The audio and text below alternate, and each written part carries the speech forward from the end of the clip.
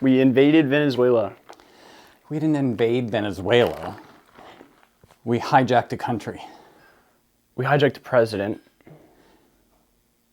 You know what? You know what the claim was? Whose claim? Our claim as to why we went there. We claimed that Because Maduro is a drug lord, essentially. no, That's what we're trying the for. But the charges are because they had machine guns that they weren't supposed to. So we invaded because we were going to protect our police presence. Yeah, they're throwing bullshit charges. I mean, everybody, I've seen plenty of people talking about how, I don't remember who, but Trump just pardoned another drug lord. The drug lord, yeah. Which ones were good? The ones that play along, and the ones that are bad are the ones that don't. Well, wasn't Trump trying to essentially make a deal with Venezuela for the oil? He was like, look, like you guys clearly can't get the oil. You guys have a lot of infrastructure problems. So what we're going to do is we're going to come in, give you our companies. We're obviously going to take a cut, get that oil out because they have, like the amount of oil they have, the amount of money they have in that oil has more money than every single country other than the United States and China. Potentially, but America has more oil reserves than any other land country on the planet. So the question is not the question. That ends up coming down to federal versus state. Well, Unlike, Trump can go into a foreign country, take all that shit out. Trump can't go into Texas if Texas doesn't want him to, take out all the oil. he can't. Yeah, he can't. I mean, well, he could. But he tried to, there would be a lot more unrest than just going to Venezuela and doing it. So I think it was Keith Edwards had a really good point on this. He said, what I think is happening, and I really agree with him, is he's just testing waters. He's saying, look, I'm going to go to war without congressional approval. I'm going to claim it's both military and police. So if I can combine those, if I can mix those enough and say, I'm the president, I have the right, Supreme Court said I can do whatever I want as long as it's blah, blah, blah, national security. And he combines the police force. He can then use that as a pretext to claim a state of emergency, no elections, stay in power. I see, but we talked about this on a prior podcast that he's too old. He stays in power for what? But it's not him. He's going to be dead before the end of his term. I would put money on that. He's going to be dead, but it's not him. It's that somebody's in his ear. He's not this smart. He's not capable of these thoughts. Somebody is in his ear, and lots of people are in his ear. Those people who are in his ear understand that we need elections or else the country will topple and people will revolt. So they're not going to mess with that. I think this was people in his ear going, because this, like... You think people will revolt? I'm going to stop you there, buddy. Like, what does revolt mean? I don't imagine the American people would just not allow another election, call wartime this or that. But this, first of all, this isn't even a war. Us versus Venezuela is not even a war. No, it's not a war, but it's a military action. It's a military action. Which makes it a wartime activity, which has got to go through Congress. It was more of a, hey, we're going to go get this president so we can, and then we're going to take over the country. Which is a political move, which constitutes war. You can't remove some other sovereign nation's dictator. But this is nothing... President. This is nothing new. We have done this in the Middle East. Bush did it most recent. H.W. Bush did Democrat, Republican, it doesn't matter. We like oil. We're going to go take your oil, and we're going to claim whoever's there, you're a dictator, you're a communist, you're this or that, you're bad. And then we're going to go take your oil, we're going to take you out of power, we're going to put in another regime. And it's Saddam Hussein all over again. It's the exact same thing. This isn't new, and this isn't like a end of times thing. This isn't a World War III thing. Like, but that's Russia doesn't give a fuck. Well, yeah, that's what China doesn't give a... China had diplomats in Venezuela as it was happening. China hasn't said anything. All this did for China was say, hey, now you can go take Taiwan. Because we just took Venezuela, your ally. You can take Taiwan. We can't really do shit about that. Right. Like the argument of, well, they were bad guys. Well, Russia's doing bad shit. China's doing bad shit. We don't step up... Israel's doing bad shit. We don't step up to them. No, we let them do... Well... We pick on the little guys. We do kind of like... We talk a big game when it comes to Taiwan. Biden was really fucking tough. He said, you will not invade. They are our allies. China did not like that. China was like, that's our people, not yours. He's like... FAFO. You Find know, out what happens. Honestly, I don't mind if Taiwan or if China takes Taiwan. I don't. It's a democracy issue. You should. Yes and no, but it's They're one a of those sovereign where nation. it comes down to, why do I care what another country is doing? Can I answer that question? Sure. It's the same thing about that book that I keep talking about, The Big Myth. The lack of homogeneity. When we make not the lack of it, but the homogeneity itself, the lack of diversity at the capitalist level, at the individual human level in a country, at a country level. If you let 2 or 3 countries own everything, 2 or 3 companies own everything, Amazon be the only seller. If there's just Amazon, Target, and Walmart, if that's all there is, you don't really have choice. You cease to be free. Same thing at the country level. China's people are not free. They're using the high-tech surveillance, and they're rolling out their currency. They're not any less free than we are. Yes, they are. I disagree. Are you familiar with their currency? That they're rolling out a digital currency. Yeah, it's like the social currency. Right, which means act how we want, or you don't get That's your what money. America is implementing as we speak. That is what Peter Thiel is doing. But to your as we point, speak. we are more free than they are right now. And until we wake up and go, stop that shit. I don't care what China is doing. Why do I want to piss off China?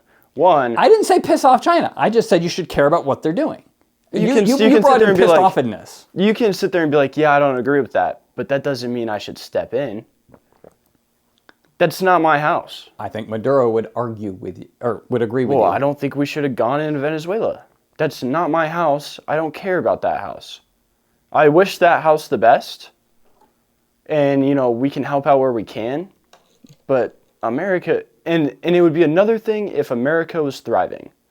Then we can go focus on, bringing justice to the Right, but but world. this isn't about justice. You're absolutely right. Yeah, one, this isn't about justice.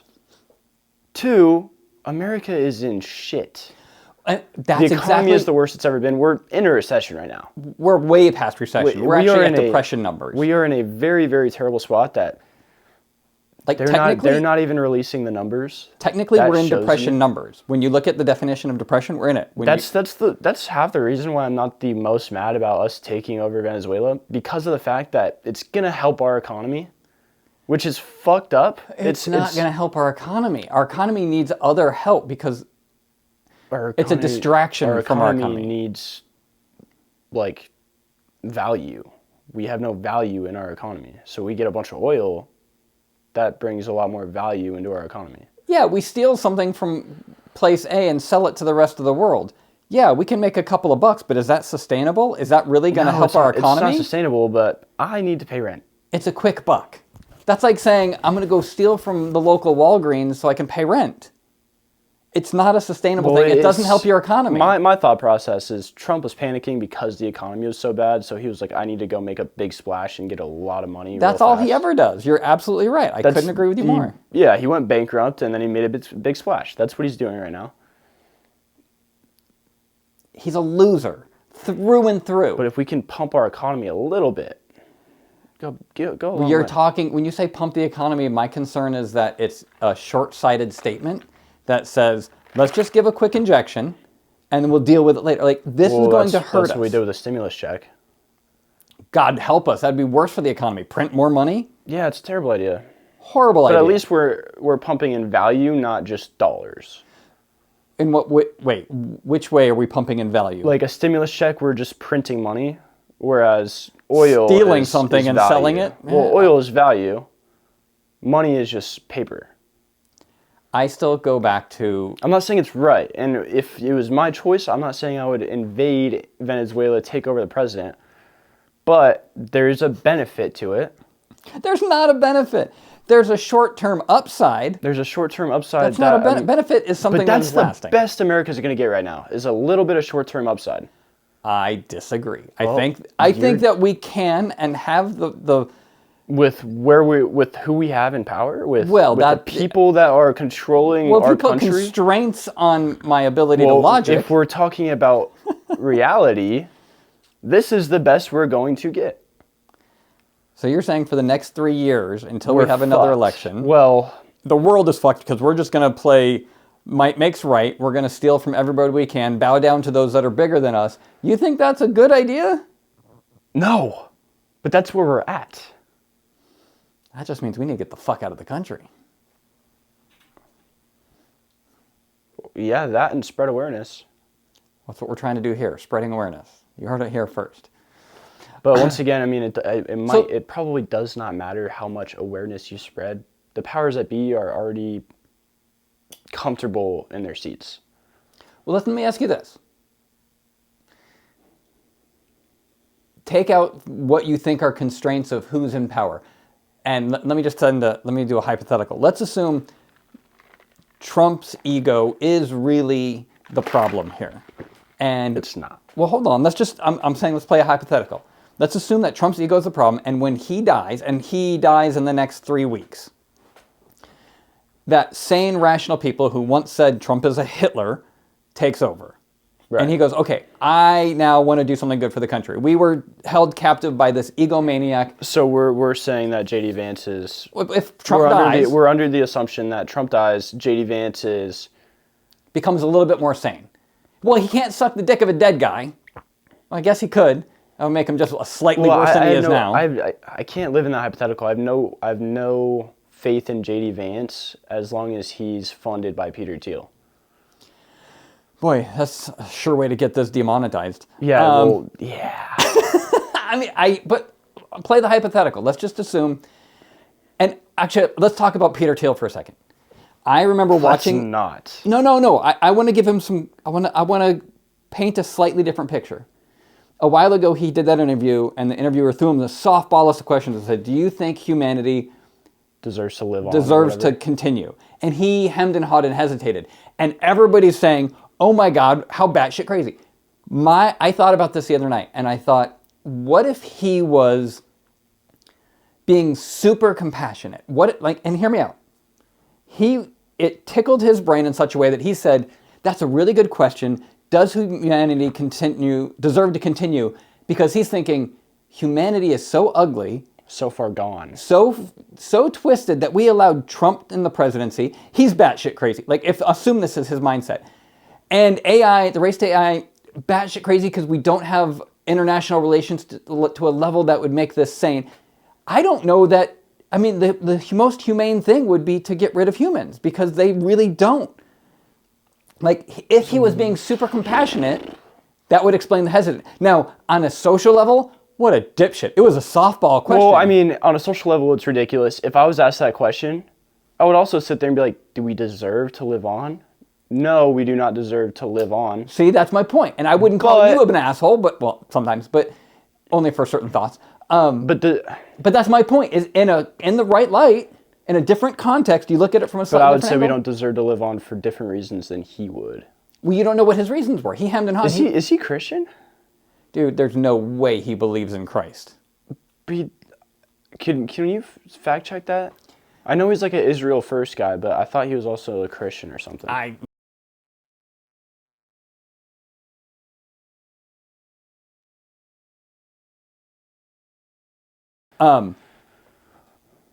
My thought is, whether he's Christian or not, he might be fundamentalist, thinking that, I mean, he's the one who did the whole thing about the Antichrist. Yeah, the Antichrist. That, to me, was him trying to get awareness. He's going for views because he knows that behind the scenes, he's only so powerful. If he really believes in the Antichrist, he literally painted a picture of himself. Right? We know what he's doing. He's not following any of the teachings of Christ. He's not being honorable. He doesn't have any integrity. Oh, it came up. I will check and see. But I think that, I was going to say this a minute ago, I think the true nature of what's really happening is, it could be because of aliens, right? It could be that they had the alien technology and the aliens are going, it's time, you have to tell them, there's a shift coming, you have to let your people know because this is going to happen. If you don't do it this way, you're going to lose control. So the powers that be have knowledge, whether it's aliens or maybe there's an asteroid coming. The movie Don't Look Up would paint this perfectly. There's some bit of knowledge that they know that We've just gone batshit crazy. I think it was Neil deGrasse Tyson, or however you say his name, said the best argument for us being in a simulation is that America elected a orange-faced reality star to be president twice. Somebody at the computer keyboard said, let's just throw some chaos in, like that cat typing, and said, because it doesn't make any sense in any other context. That's the best case argument for simulation. But humanity just doesn't make sense. And you could go back to consciousness of how that doesn't make sense. So trying to make sense of, at the core of humanity, which doesn't make sense, making sense of something that doesn't make sense is nonsensical. You make a valid argument. Something that's nonsensical is nonsensical. Right. So, for us to be like, it doesn't make sense that we have elected this orange-faced reality star twice. No shit. We don't make sense. I don't think that humans are sensible for the most part. Unless if you practice it, I genuinely do not believe that you are not a sensible human being unless that is something that you strive to be every single day. You mean sensible. Practice sensibility. Sensibility and common consciousness, sense. being very conscious of your specific activities that you're doing. Everybody lacks presence. Not everybody. 99% of people lack presence. I think that's a really high percentage, but I would argue it's a fucking high percentage, but I'm not wrong. I like where you're going. What I say in the hotel on the trip? Offensive, never wrong. You're always offensive and often wrong. No. Especially about what you were talking about. Well, I'm going to put a word here. We'll keep that, what I was saying, under wraps. So my son likes to joke, and he says things that he hopes doesn't make camera or film or audio. But I'm going to suggest to him right now that he straighten up and stop making jokes about shit he doesn't want out in the public. But when those jokes do come to fruition, I can sit there and be like, offensive, never wrong. It's not offensive if you're right. No, it's not true. You can be right and still hurt people's feelings. And they're going to say, you made me feel offended. Yeah, but I don't make anybody feel anyway. We could talk about that in a second. I had a point I wanted to make. Very philosophical. Let's talk about that next time. Hold on. I have something on my whiteboard here that I want to talk about. We were talking about how you were talking about presence is the problem. I think this comes down to the idea of being woke, right? I think what happens is the powers that be understand the use of language. They understand that the reticular activation system, what you become aware of, you see more of. So when they talk about you are the average of the 5 people you spend most time with, that's at a functional level, to a degree, it's mirror neurons in the way the neurological system of our brains work. What you see, you can be. That's why people like black people talk about that with young black girls. You can be the vice president. Like what you can see, you can be. That's why it's so important for people of color and other races to have positions of power so that we can get that diversity. But the powers that be are suppressing that. That's why they did all the racist things. That's why they enslave people, because if these people are enslaved and you freak out, I'm going to kill one so you see what happens. Our minds understand what it's told over and over. Trump obviously just rails the same thing. I'm innocent. It was a perfect phone call. None of it's true. None of it's objective reality, but they pound it so much that the people believe it. Here's where it gets interesting. This is why they resist the idea of woke so much, because what woke really is going, my mind believes what it tells it, so I can tell it whatever I want, and I can become super strong and powerful, and I can run my own life. And they don't want that. So when this whole woke conversation comes up, let's attract transgender people. Let's attack like brown people. Let's attack women. Let's attack anything and everything to keep people fighting. Because when you fight, now you're in a fear. Like, what do we have to respond to? I think a lot of maybe asinine ideas that get brought up are brought up by those powers that be. Purely distraction. And then people go, well, that's ridiculous. That makes no sense. But then other people are like, no, I like this. I do feel like a girl. And then that's what this book talks about. This book talks about there's certain things that are just not a debate. but they will hire scientists or actors, really, to act like scientists. Who does? The powers that be. You saw them. You saw that, right?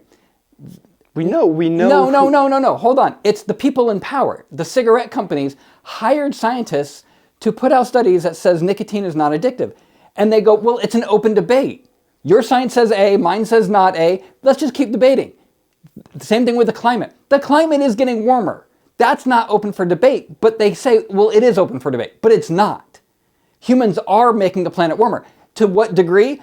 Well, we'll call that a debate. No, we have the science that, let me put it this way. Science is based on consensus. So when you have the bulk of scientists come forward and go, we have this hypothesis, we've done all this research, these are our results, you try it.